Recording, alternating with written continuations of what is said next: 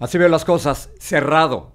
El gobierno de los Estados Unidos está cerrado. Hace años que no nos pasaba esto y es increíble que en este país nuestros políticos no se pongan de acuerdo para que funcionen las cosas y se ponen a pelear unos a otros y vamos a hablar sobre esto en el programa. Tenemos un analista que nos va a poner en perspectiva lo que esto significa y quién tiene la culpa de todo esto, pero más que quién tiene la culpa, a quién le va a afectar. Al mismo tiempo, en otro tema, vamos a hablar con una doctora que nos habla sobre cómo las redes sociales y los celulares están afectando a nuestros hijos y que como padres, qué es lo que podemos hacer para tratar de ayudarlos lo más posible. Pero antes que nada, y esto es importantísimo, quería agradecerle a Lindsay Cassinelli, quien durante los últimos 2 días hizo este programa Así veo las cosas de una forma extraordinaria. Lindsay Cassinelli no solo es una amiga, sino una gran profesional, una gran periodista que muchos de ustedes conocían porque se concentraba en el área de deportes, pero ha demostrado y siempre ha demostrado que puede hacer absolutamente cualquier cosa. Lindsay, tenemos el orgullo y el honor de decirlo, forma parte del equipo de Así veo las cosas. Comenzamos con el cierre del gobierno aquí en los Estados Unidos. Es increíble que nuestros políticos, que todos les pagamos, eso es cierto, les estamos pagando con nuestros impuestos, que no se pongan de acuerdo sobre el presupuesto. Si en nuestras casas hay un problema de dinero, de presupuesto, nos sentamos, lo negociamos, vemos a quién le pedimos prestado y salimos adelante. Es lo que todos tenemos que hacer para salir adelante. Pero estos políticos sencillamente siguen recibiendo un salario y no se ponen de acuerdo.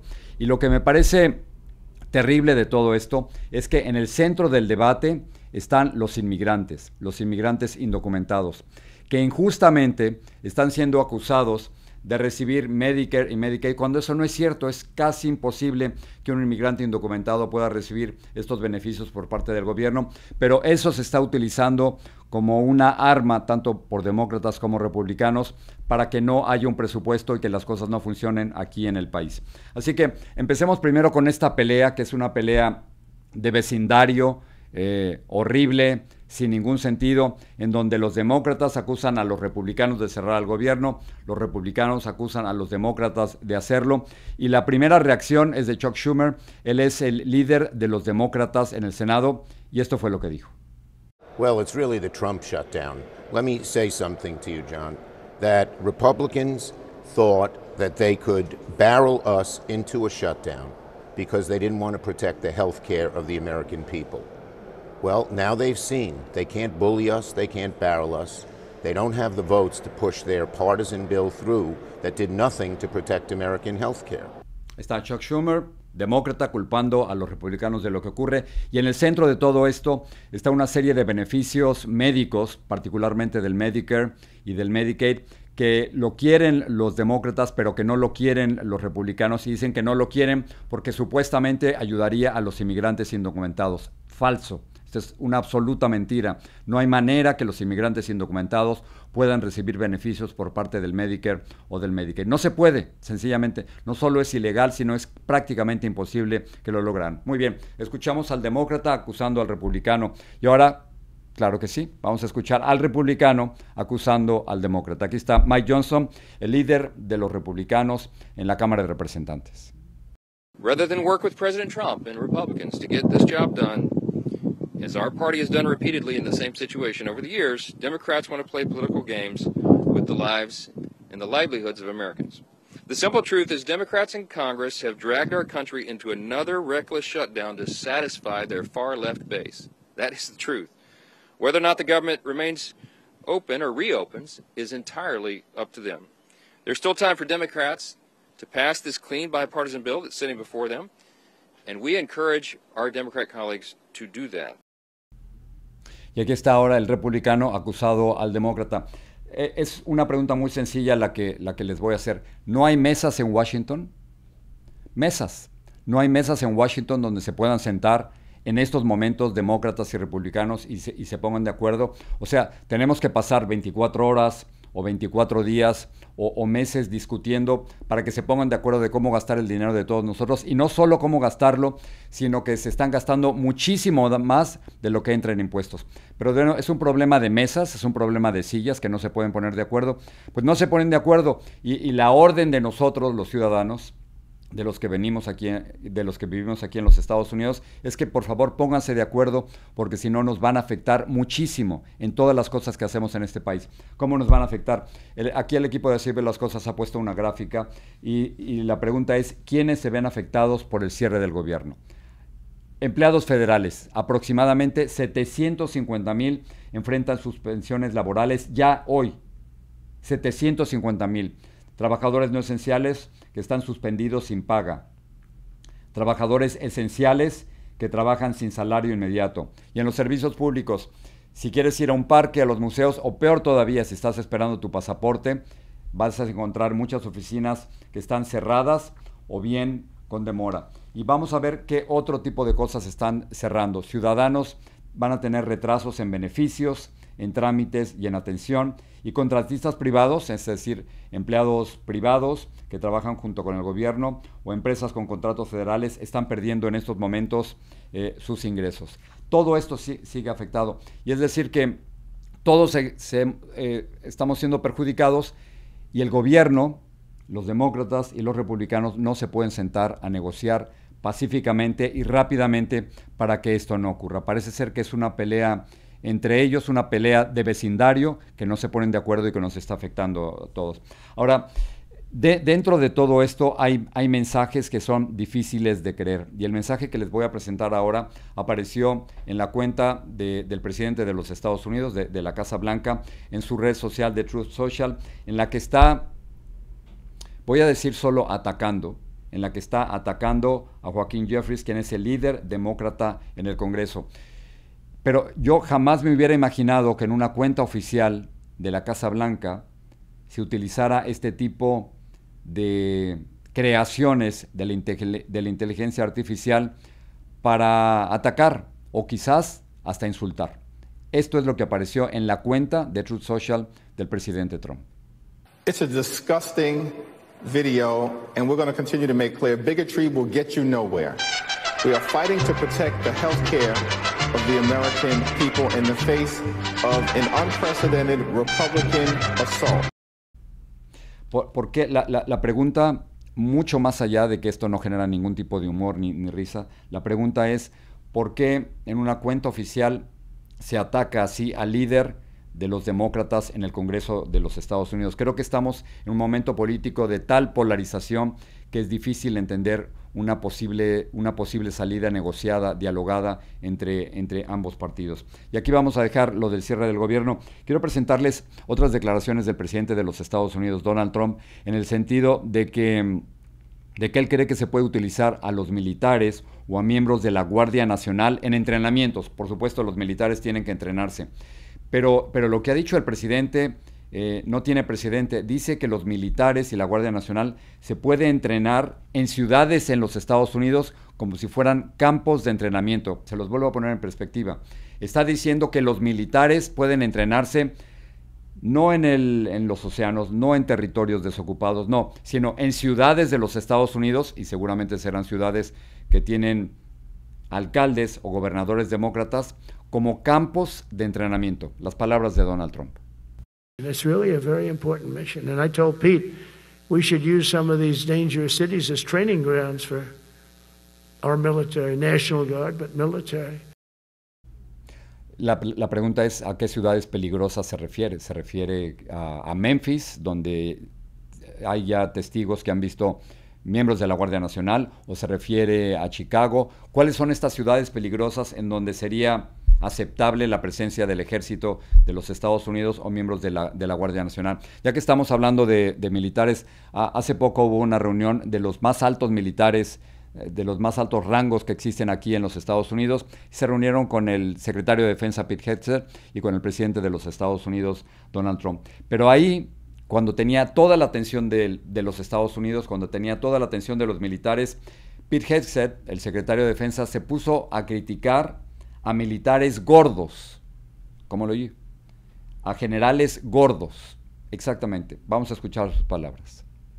It's tiring to look out at combat formations, or really any formation, and see fat troops. Likewise, it's completely unacceptable to see fat generals and admirals in the halls of the Pentagon and leading commands around the country and the world. It's a bad look. It is bad, and it's not who we are. So whether you're an airborne ranger or a chairborne ranger, a brand new private or a 4-star general, you need to meet the height and weight standards and pass your PT test. Pero entonces cuando tenían la oportunidad de enviar un mensaje directo a las tropas de los Estados Unidos, uno de los primeros mensajes que sacaron es: no queremos tropas gordas y no queremos a generales gordos. Pero luego vino una parte muchísimo más seria, esencial, en donde sugiere que algunos miembros de las minorías que se encuentran en altos puestos dentro del ejército de los Estados Unidos no se merecen estar ahí sencillamente por su raza o por su origen. Una vez más, el secretario de Defensa. For too long, we've promoted too many uniformed leaders for the wrong reasons, based on their race, based on gender quotas, based on historic so-called firsts. We've pretended that combat arms and non-combat arms are the same thing. We've weeded out so-called toxic leaders under the guise of double-blind psychology assessments. Y hasta aquí las declaraciones del secretario de Defensa de los Estados Unidos, Pete Hegseth. Nos siguen llegando videos, unos más impactantes que otros. Tenemos un nuevo video en que agentes federales se meten en un elevador junto con inmigrantes que supuestamente querían detener. Un periodista hizo lo que cualquiera de nosotros hubiera hecho, se acercó y trató de entrar al elevador para poder ser testigo, porque esos somos los periodistas, somos testigos de la historia, testigos de lo que está ocurriendo, y luego fue empujado de manera tal que resultó lesionado. Estas las imágenes de este intento de entrar a un elevador por un periodista para hacer su trabajo.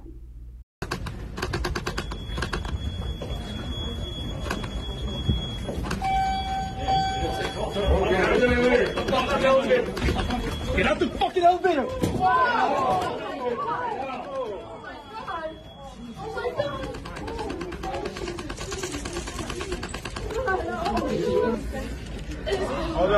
Who is that? Es una situación complicada, pero lo que acabamos de ver es un periodista que trató de entrar al elevador, empujan a ese periodista, a su vez, por el impulso, golpea a otros dos y uno finalmente cae y ha resultado herido y luego lo tienen que sacar en una camilla. Ahora, fíjense bien, todo esto ocurre en la misma Corte Federal donde hace solo unos días otro agente empuja a una mujer que lo único que quería era despedirse de su esposo, a quien habían detenido y que posiblemente iban a deportar. Entonces, la primera reacción por parte del gobierno, de la Secretaría de Seguridad Nacional, del Departamento de Seguridad Nacional, fue sacar de su puesto a este agente y suspenderlo. Pero ahora ese mismo agente ha vuelto a regresar a su trabajo por hacer esto. Vamos a ver lo que hizo. Adiós. Adiós. Adiós.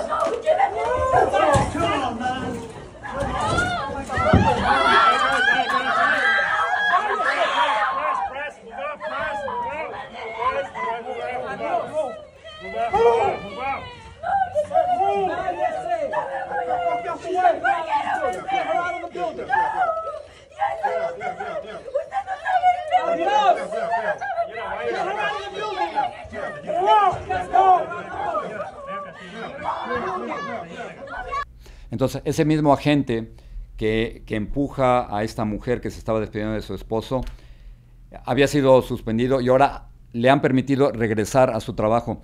Pero a mí me sigue impactando no solo la manera en que trata, la manera brutal en que trata a esta mujer, sino, si se fijan bien, estaban ahí dos niños, seguramente hijos de esa familia, que fueron testigos de todo esto, y me pregunto, ¿de verdad ese es el país que somos? ¿De verdad queremos llegar a este punto?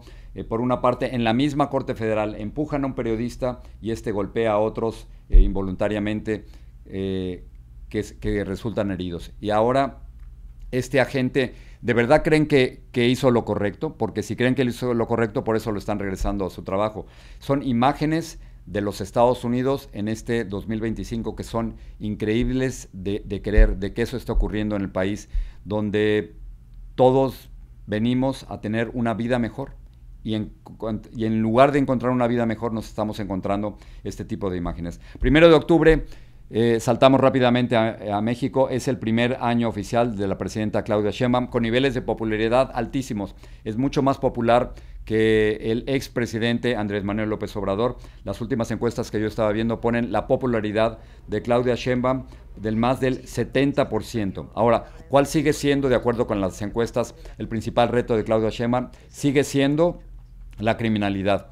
El último conteo que hice es que en los primeros 10 meses de su gobierno han asesinado a más de 18,000 mexicanos, pero al mismo tiempo en sus primeras declaraciones después de cumplir un año en el gobierno, Claudia Sheinbaum decía que no piensa separarse de los principios de Andrés Manuel López Obrador. Un año de Claudia Sheinbaum en México. Antes de irnos a la entrevista, a ver, en mi casa siempre me han dicho que no hay que presumir, pero quiero presumirles un trabajo de equipo. Quiero presumirles, acabo de regresar de Missouri, en donde fui a la Universidad de Missouri, que tiene una de las mejores escuelas de periodismo, iba a decir de los Estados Unidos, pero no solo eso, sino de todo el mundo. Ellos tienen una cosa que le llaman el método Missouri.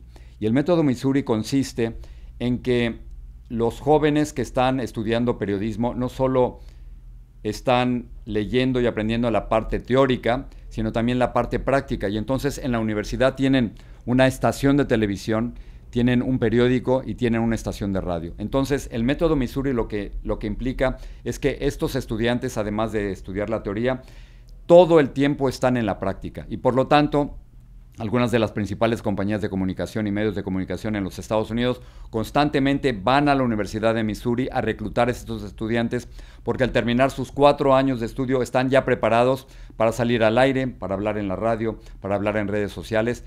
Y este método Missouri es realmente extraordinario, un ejemplo en los Estados Unidos y fuera del mundo. Bueno, tengo la suerte y el honor de que me dieron una medalla a nombre de toda la gente con la que trabajo en Así Veo las Cosas, junto con María Ressa. María Ressa es una periodista filipina valientísima, quien recibió el Premio Nobel de la Paz en el 2021 y que logró que el ex dictador Duterte de Filipinas terminara en la cárcel. Bueno, le dieron el premio a María, me dieron el premio a mí y aquí se los quiero enseñar. Este es un premio que es no solo para mí, sino también para todo el equipo de Así Veo las Cosas. Somos un programa bebé, somos un programa que lleva apenas 3 meses al aire, pero que estamos recibiendo este tipo de premios y que lo agradecemos muchísimo. Y no solo eso, sino el principal premio es que ustedes nos están viendo por miles, decenas de miles, cientos de miles. Y eso es el mejor reconocimiento que podemos tener los periodistas, no solo que nos vean, sino que nos crean. Muy bien, vamos a la primera entrevista para tratar de entender por qué diablos cerraron el gobierno de los Estados Unidos. Así veo las cosas. Vamos a hablar sobre el cierre del gobierno, pero particularmente cómo te afecta a ti. Esta es una de esas noticias que uno ve en la televisión o en las redes sociales, que uno escucha a través de la radio o de los podcasts y que cree que no te va a afectar a ti, que se trata solo de una pelea entre demócratas y republicanos, y luego nos damos cuenta de que las consecuencias para nuestras vidas, de nuestros vecinos, de nuestros amigos, es enorme. Alguien que sabe perfectamente esto es José Aristimuño, a quien conozco desde hace muchísimos años y que ahora, José, nos acompaña aquí en el programa para tratar de explicarnos qué está pasando. José, gracias por estar aquí. Gracias, Jorge, siempre un placer. Este es un nuevo espacio y te agradezco que estés aquí. Un honor estar aquí contigo. Muy bien, entonces, primero explícame en palabras muy sencillas, ¿qué es eso de cerrar el gobierno? Me suena como cerrar la tienda, pero yo veo que las cosas más o menos siguen funcionando. Es así, mira, pareciera que en un país tan avanzado como los Estados Unidos de América, que esto pase es impresionante. La última vez que cerramos el gobierno, Jorge, fue en el 2018 y fue cerrado por 35 días. Hoy, que es el primer día de cierre de gobierno con la segunda presidencia de Trump, ya hay 750,000 empleados federales que se fueron a su casa. 750,000. Es así. O sea que hay muchas operaciones gubernamentales que no se van a realizar. En el aeropuerto, por lo menos, todo lo que es seguridad de TSA, en la FDA, todo lo que es la comida, la gente que está responsable en cuidar todo lo que es la carne, la leche, etcétera, toda esa gente hoy no está trabajando. Yo estaba esta mañana en San Luis, Missouri, y saqué un vuelo a las 5 de la mañana para asegurarme de poder salir, pero mi temor y el de centenares de viajeros, miles de viajeros, era precisamente que no hubiera suficientes operadores de vuelo para poder salir. Y esa es solo una de 1000 funciones. Y es el primer día y esto solamente está comenzando. Ok, muy bien. Ahora, ¿por qué nuestros políticos, demócratas y republicanos, yo sé que tú eres demócrata, pero ¿por qué nuestros políticos no se pueden poner de acuerdo en lo más básico? O sea, en la casa, en tu casa y en la mía, nos tenemos que poner de acuerdo más o menos en el presupuesto de cuánto gastar en ciertas cosas, y si no nos alcanza pedimos un préstamo, y nos tenemos que poner de acuerdo porque si no nadie come, no va a la escuela, etcétera. ¿Por qué nuestros políticos no se ponen de acuerdo? ¿Sabes por qué? Primero que nada, porque están más interesados en jugar política en vez de hacer política. Entonces están más enfocados en cómo hago yo para que yo me vea bien en mi partido, cómo están pensando ya en la próxima reelección. Y te digo una cosa que es muy triste, porque el presupuesto debería ser, Jorge, cada año, y lo estamos haciendo cada 4 meses, cada 5 meses. O sea, ¿sabes lo que hay que hacer? Una solución muy simple para que nunca más haya un cierre del gobierno en los Estados Unidos de América. El día que se cierre el gobierno, no solamente no se le paga a los más de 750,000 empleados federales, también no se le paga a los miembros del Congreso. No le pagamos el día que se cerrado. Oye, muy buena idea, sensacional, ¿no? Porque claro, si los políticos sienten que a ellos también les va a afectar, pero claro, los salarios de los políticos no son afectados. Ellos le siguen pagando. Muy bien. Quiero, cuando ustedes, los demócratas, estaban en el poder con Joe Biden y con Barack Obama, los republicanos los acusaban de lo mismo que ahora ustedes están acusando a los republicanos. ¿De quién es la culpa, si se puede culpar a alguien, de que el gobierno se cierre? Mira, la culpa es de ambos partidos, hay que ser muy claro. Y yo estoy de acuerdo contigo, y la gente que está diciendo eso, que nosotros hacíamos lo mismo cuando estábamos en el poder, es totalmente cierto. Yo estoy de acuerdo con Schumer y con los líderes Hakeem de mi partido, que dicen, mira, queremos poner por lo menos subsidios para los programas de salud. Eso es la gran pelea que está actualmente pasando en Washington. Pero ¿sabes qué? Vamos a dar esa pelea para pasado mañana. Vamos a reabrir el gobierno y después empezar a negociar subsidios, Medicaid, Medicare. Claro que queremos hacer todo ese tipo de cosas, pero lo más básico, que las luces de Washington, del Congreso, continúen operando, eso no debería ser partidista, debería ser bipartidista. Ok, la pelea, y dime si tengo razón o no, la pelea está en que los demócratas quieren hacer una propuesta de más de $1 trillón, pero bueno, trillion, que en español sería billones, ¿no? Correcto. Pero bueno, vamos a quedarnos con la cosa americana. Una propuesta que permitiría que continuaran los subsidios para Medicare y para Medicaid, y entre otros programas. Los republicanos dicen que es carísimo, que ese $1 trillón no se debe gastar. ¿Cómo se negocia esto?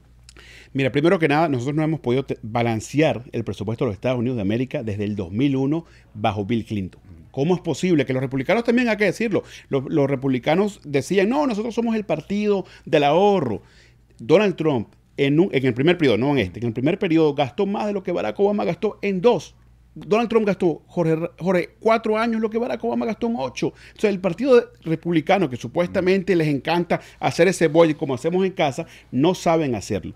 Y el que tiene la batuta al final del día se llama Donald Trump, porque es el presidente. Pero lo que me estás diciendo es que durante 24 años, este gobierno, el gobierno de los Estados Unidos, a veces con demócratas, a veces con republicanos, se gasta mucho más de lo que tiene.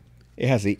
Mucho más pero muchísimo más. Muchísimo más. ¿Y quién va a pagar esa deuda? La vamos a pagar nosotros. La estamos pagando nosotros. O nuestros nietos, ¿no? Es así. Y mira, me da una gran tristeza porque los políticos en Washington, demócratas y republicanos, no son honestos con el pueblo americano. Porque ¿qué es lo que hacen? Ofrecer programas, y dicen, y entonces, claro, el americano dice, bueno, yo sí quiero el programa, yo quiero pagar menos en esto, menos en lo otro.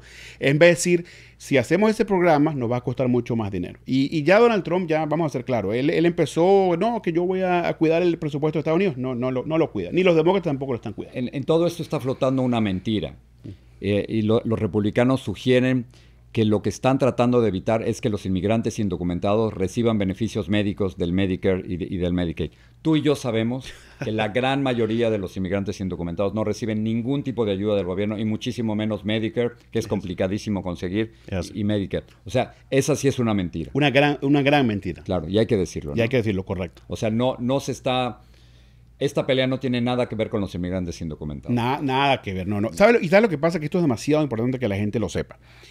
La estrategia de Donald Trump desde el primer día en este segundo mandato es reducir el gobierno. Vamos a recordar Dodge con Elon Musk, que empezaron a despedir una cantidad de personas ilegalmente, por cierto, porque ya las cortes federales están diciendo que eso no se puede, ¿no? ¿Qué está pasando ahorita?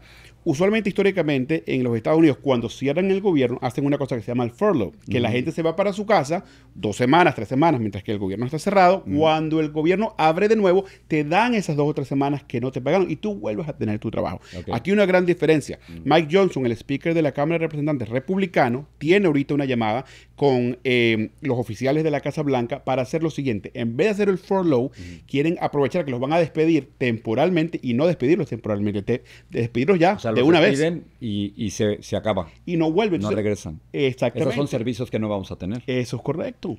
Ok, la gente que nos está escuchando, José, en términos muy sencillos, ¿cómo les va a afectar o cómo ya les va a afectar el cierre del gobierno? Bueno, primero que nada, lo que estamos hablando de los viajes y los aeropuertos, tienen que A tener... veces saldrá el avión, a veces no. Es correcto. Y mira... Si no hay controladores de vuelo. No hay controladores de tráfico aéreo, no hay TSA que es seguridad, no hay gente que controle la calidad de nuestros alimentos. Yo tuviera mucho cuidado ahorita yendo a un supermercado comiendo carne, leche, todo ese tipo de cosas.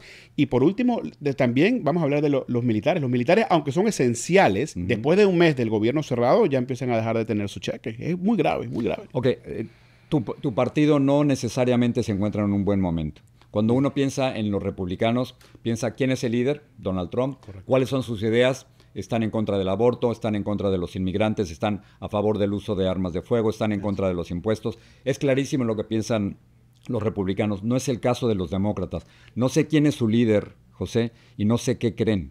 Mira, y es tan grave, Jorge, y yo digo lo mismo, lo digo públicamente, varios problemas. Primero, Kamala Harris obviamente que perdió las elecciones y la perdió, aunque por poquito, la perdió por mucho, todos los estados swings las perdimos. Y hasta el día de hoy no dice por qué lo perdimos.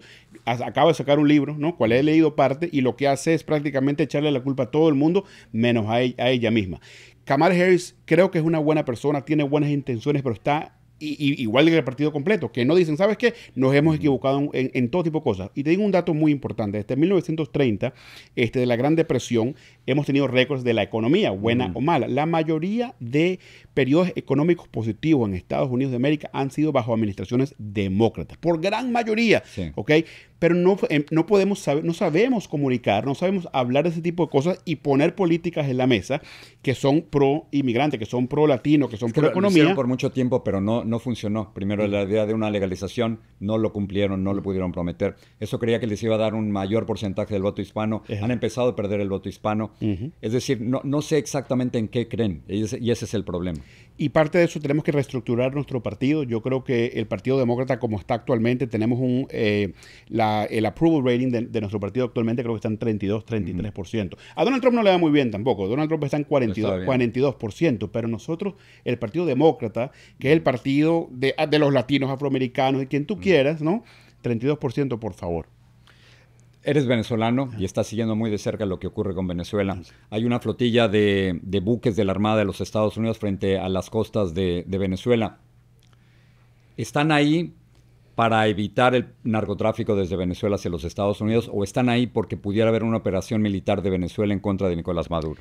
Yo creo que están ahí para frenar el flujo de drogas ilegales que entran a nuestro país y están matando a nuestros niños, pero como resultado de frenar, eliminar ese flujo de drogas, creo que por resultado va a caer los líderes del narcoestado de Venezuela, del cartel de los soles, que es Nicolás Maduro. ¿Tú crees que la operación es tan grande como para promover eso, para la caída de Nicolás Maduro, Sí. de Diosdado Cabello? Yo creo que de sí, Padrino? y te lo digo por varias cosas. Primero, esos buques están ahí para quedarse. Creo que no se van a devolver para Estados Unidos sin la mercancía, número uno. Y número dos, yo creo que hay un desgaste dentro del narcoestado de Nicolás Maduro que se está viendo que cada vez están más débiles.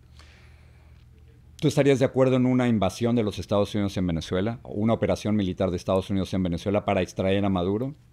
Yo no creo que eso pasaría, yo no creo que eso va a pasar y no sé si estuviera de acuerdo en su totalidad. Lo que sí estoy de acuerdo es, usando la tecnología de los Estados Unidos de América con drones, hacer una operación quirúrgica que prácticamente elimine a esos líderes que están matando a nuestros niños. Pero la prioridad debería ser, número uno, americana, que ese tipo de drogas no lleguen a nuestras tierras americanas, y por segundo, eliminar a los carteles de droga, que es Nicolás Maduro. Entonces, ¿tú crees que con la presión militar de los Estados Unidos, la idea es que el régimen se rompa desde dentro? Es así. Y peleen entre ellos, ¿no?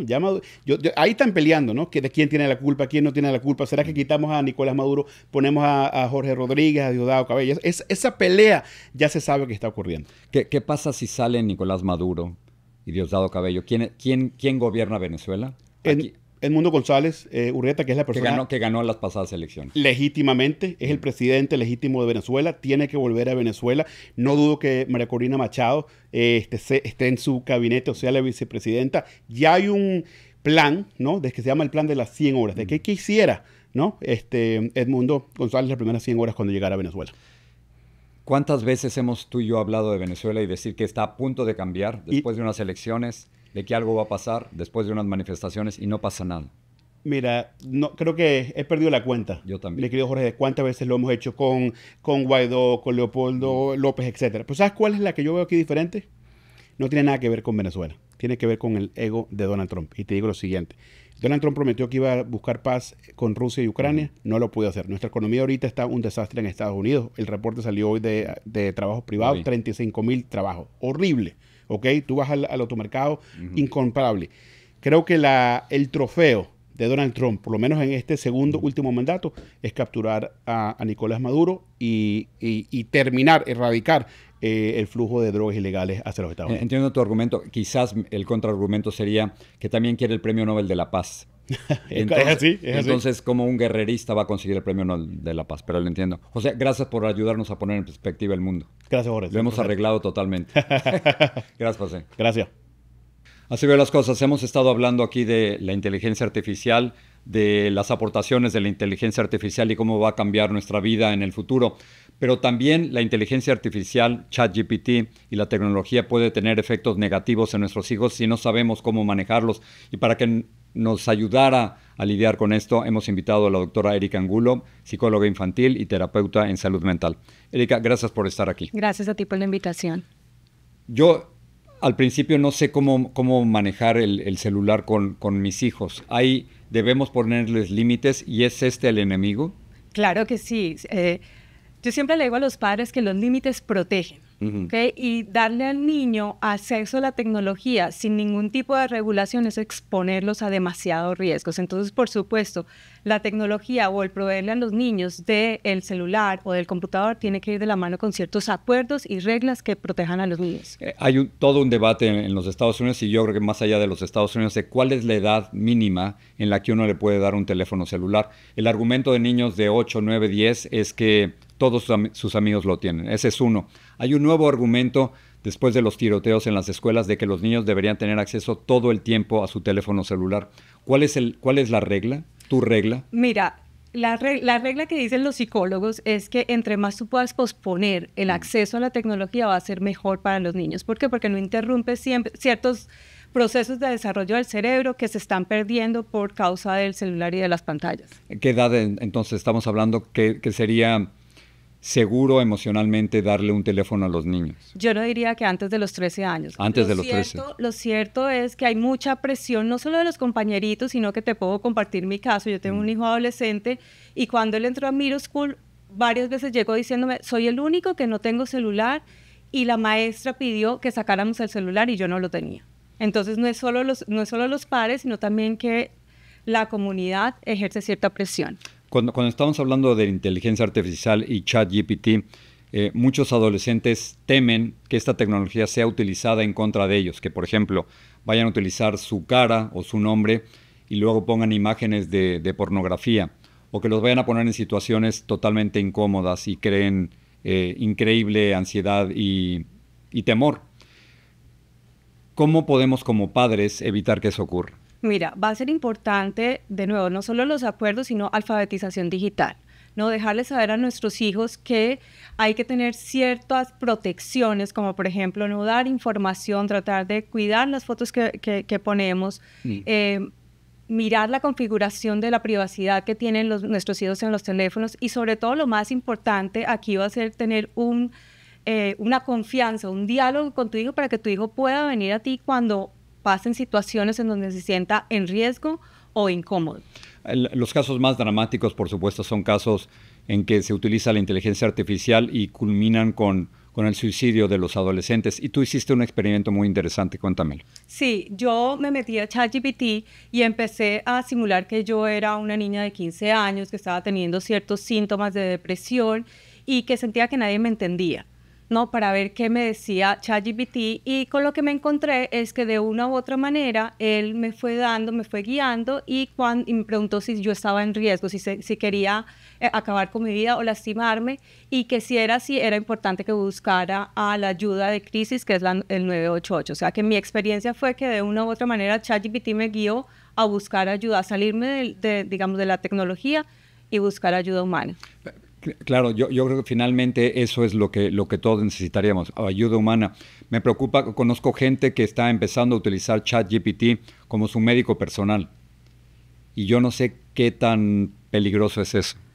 Yo considero que es bastante peligroso. Por supuesto, apenas van a empezar a salir los estudios con respecto a eso, pero ChatGPT lo que hace es replicar patrones de ciertos lenguajes que programaron. Entonces, no va en ningún motivo va a reemplazar la ayuda profesional, por ejemplo, de un psicólogo, porque un psicólogo va a tener en cuenta tu historial clínico, factores estresantes, tu vulnerabilidad individual, y sobre todo va a conectar y ayudarte en momentos de crisis que probablemente ChatGPT no va a poder hacer. Tú y yo estábamos hablando hace poco de esta combinación explosiva que es una mente que se está desarrollando y una tecnología muy, muy avanzada. Y yo no sé cómo manejar eso. Claro, mira, aquí lo importante que los padres sepamos es que necesitamos no solo vigilar, sino acompañar emocionalmente a nuestros hijos. ¿Por qué? Porque como te explicaba... Acompañar emocionalmente. Emocionalmente, estar pendiente de cuáles son las aplicaciones que ellos están utilizando también, y no solo quedarnos con lo que ellos dicen, sino también con toda la comunicación no verbal, ¿no? Porque muchas veces los adolescentes nos pueden decir, no quiero hablar contigo, pero eso puede ser una señal que necesitan tenerte cerca porque hay algo que está sucediendo. Entonces, va a ser importante tener presente que como ellos están vulnerables, yo te comentaba que todo lo que tiene que ver con el control de impulso en la adolescencia todavía está muy inmaduro. De hecho, se ubica aquí en el prefrontal, en la parte prefrontal del cerebro, y eso no se termina de madurar sino como hasta 25, inclusive 30 años. Y eso se combina con que la amígdala, que tiene que ver con todas las emociones intensas, está hiperactivada. Entonces aquí da como resultado que en situaciones de crisis ellos pueden llegar a tomar, digamos, ciertas decisiones que pueden poner en riesgo su vida. Ahora, yo entiendo la idea de acompañarlos emocionalmente y tratar de protegerlos, pero te estaba dando un ejemplo que es muy difícil manejar. Los adolescentes tienen acceso a videos de los cuales nosotros no tenemos. Cuando asesinan a Charlie Kirk hace 2 semanas, un par de adolescentes, una niña de 15 y un niño de 16, fueron los primeros que me avisaron. Y ellos vieron el video montones de veces. Yo a propósito he tratado de no verlo porque es durísimo. ¿Cómo los protejo? Mira, uno protege cuando escucha. Cuando escucha, porque cuando ellos lo están viendo, muchas veces su cerebro está tratando de procesar el impacto que les dio. Cuando hay un adulto regulado emocionalmente que está ahí para escuchar sin juzgar, para validar esas emociones, la preocupación que pueden tener, el miedo que pueden tener, lo que dicen los estudios y la neurociencia es que eso disminuye el impacto emocional. Entonces, por eso es muy importante el tener una escucha sin juzgar para nuestros hijos. ¿Qué pasa cuando hay un miedo real? Estoy pensando, tú y yo vivimos en los Estados Unidos, donde desafortunadamente hay muchos tiroteos y masacres en las escuelas. Ese es un miedo real. ¿Cómo le puedo yo decir a mi hija que no se preocupe, que no pasa nada? La idea no es invalidar, porque ahí estarías invalidando la emoción. Sí están pasando cosas, es normal que sienta miedo, ¿ok? Y por eso lo vamos a necesitar escuchar, pero es importante también decirle a nuestros hijos que nosotros como adultos vamos a hacer todo lo que esté en nuestras manos para protegerlos. Claro, entonces me equivoco yo al decirle no te preocupes, no va a pasar nada. Claro, porque entonces lo que hace eventualmente va a ser reprimir esa emoción, y la emoción queda en el cuerpo cuando se reprime. Entonces cuando un niño tiene miedo, el validar la emoción, el decirle entiendo que tengas miedo, yo como mamá, por ejemplo, también tengo miedo algunas veces, pero estamos haciendo todo para acompañarte. Cuando tú recibes esa emoción, la emoción disminuye. Entonces, por eso es importante, digamos, la escucha. No quiero que te vayas sin que me comentes sobre algunas de las estadísticas que me trajiste sobre salud mental. De acuerdo con la Organización Mundial de la Salud, 1 de cada 7 niños y adolescentes padece un trastorno mental. 1 de cada 7. Uh-huh. Sí, son altos y yo creo que después de la pandemia esto fue incrementando. Uh-huh. Es importante, digamos, el mensaje principal para los padres es que la ayuda profesional puede hacer la diferencia. Inclusive si tu hijo o tu hija lo ves desesperanzados, lo ves con alguna señal que te preocupa. Ansiedad o inclusive ideaciones suicidas, el hablar puede hacer la diferencia porque abres un espacio para buscar ayuda. Pero entre las estadísticas me dice lo siguiente: solo entre el 20 y 25% de niños y adolescentes con un trastorno mental reciben tratamiento especializado. Bajísimo, ¿no?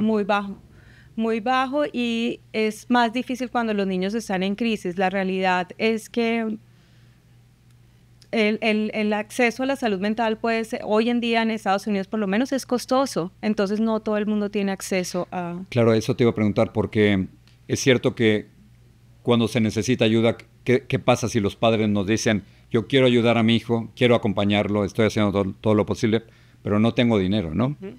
Sí, sin embargo, voy a hablar de Miami, que es donde estamos, sobre todo para los niños y para los adolescentes, hay organizaciones sin ánimo de lucro que proveen servicios de salud mental. Entonces sí es importante, por ejemplo, en Miami The Children Trust te ofrece herramientas tanto para los niños como para los padres de manera gratuita. Entonces sí es buscar fuentes que hay, pero hay veces no tenemos la información suficiente. No sé cómo fue en Colombia, pero yo crecí en la Ciudad de México y la idea de buscar ayuda psicológica era muy mal vista. Uh-huh. Decían, no, es que está loco, ¿no? Lo identificaban con locura. Y me tardó muchísimo tiempo y a muchos de mis compañeros a entender que eso era un absurdo, ¿no? Uh-huh. Yo no sé si esos prejuicios todavía siguen en la comunidad latina en Estados Unidos. Yo siento que en la comunidad latina un poco más. Sin embargo, hoy yo veo niños desde los 2 añitos. Y hoy justo le contaba a un paciente que un pacientico mío cogió mi tarjeta y dijo, se lo voy a llevar a mi amiguito porque él lo debe necesitar. Es decir, que ya la generación que viene está mucho más consciente de la salud mental y de lo importante que es trabajar en la salud mental porque es parte de nuestra salud integral.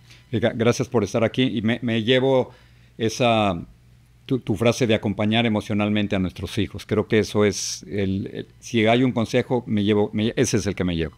Me alegra mucho. Gracias por estar aquí. Gracias a ti por la invitación. Sale. Sigo pensando en esa entrevista y particularmente cuáles son los límites que debemos ponerle a nuestros hijos con los celulares y los que ya tienen 14, 15, 16. Iba a decir cómo controlarlos, pero es imposible controlarlos. Más bien es cómo guiarlos. Y finalmente me quedo con la frase de ella de que hay que decirles la verdad, sea cual sea. A nuestros hijos hay que decirles la verdad. Tengo 2 comentarios interesantes que quiero compartir con ustedes. El primero dice lo siguiente: Trump dijo la verdad en ese video. Se refiere al cierre del gobierno. Dice, a mí lo que me insulta son las políticas de los demócratas que ahora los ciudadanos pasamos a segundo término para poderles dar seguro médico a los indocumentados y muchos beneficios que ni siquiera los ciudadanos tenemos. No es cierto. No se les está dando beneficios médicos ni de Medicare ni de Medicaid a los inmigrantes indocumentados. Es prácticamente imposible hacer eso. Y aquí sí quisiera ser muy firme porque si se acusa de algo a alguien es porque tienen razón o porque hay bases o porque hay evidencias. Aquí no hay absolutamente ninguna evidencia de que los inmigrantes indocumentados, que millones de inmigrantes indocumentados estarían recibiendo beneficios del gobierno y muchísimo menos Medicare y Medicaid. Para quienes han pasado por este trámite de conseguir Medicare y Medicaid, claramente les pueden decir que eso es prácticamente imposible. Así que me parece muy bien que se peleen demócratas y republicanos, que digan lo que quieran, pero aquí nuestro trabajo periodístico es decirles a ustedes claramente que la culpa del cierre del gobierno no es de los inmigrantes y que no es cierto que los inmigrantes indocumentados van a recibir Medicare o Medicaid o beneficios del gobierno y que no es cierto que esa es la razón por la que está cerrado el gobierno. Entiendo que tenemos posiciones ideológicas distintas muchas veces, que no nos ponemos de acuerdo, pero los datos, la evidencia claramente dicen que la culpa del cierre del gobierno no es de los inmigrantes. Y termino con otro comentario. María Argüello dice lo siguiente: mi más sentido pésame a la mamá de Miguel. Le acompaño en su dolor. ¿Se acuerdan de la historia que tuvimos aquí de Miguelito, que Le dispararon en Texas y su madre tuvo que viajar a Dallas para despedirse de él. Y luego dice, gracias Lindsay, y yo también lo repito, gracias Lindsay, me encantó cómo diste toda la información, qué gran ejemplo para todas las mujeres latinas, gran representación de Jorge Ramos, tu mensaje de atrevernos a pesar de nuestros miedos es muy valioso, espero verte pronto y escuchar la importante información que proveen a la comunidad latina. Lindsay forma parte de ese equipo y una vez más quiero terminar el programa de la misma manera en que lo comenzamos. Gracias Lindsay por ayudarnos, gracias por ser parte de este equipo y gracias por siempre reportar la verdad. Gracias por estar con nosotros, gracias por confiar en Así Veo las Cosas y hasta la próxima.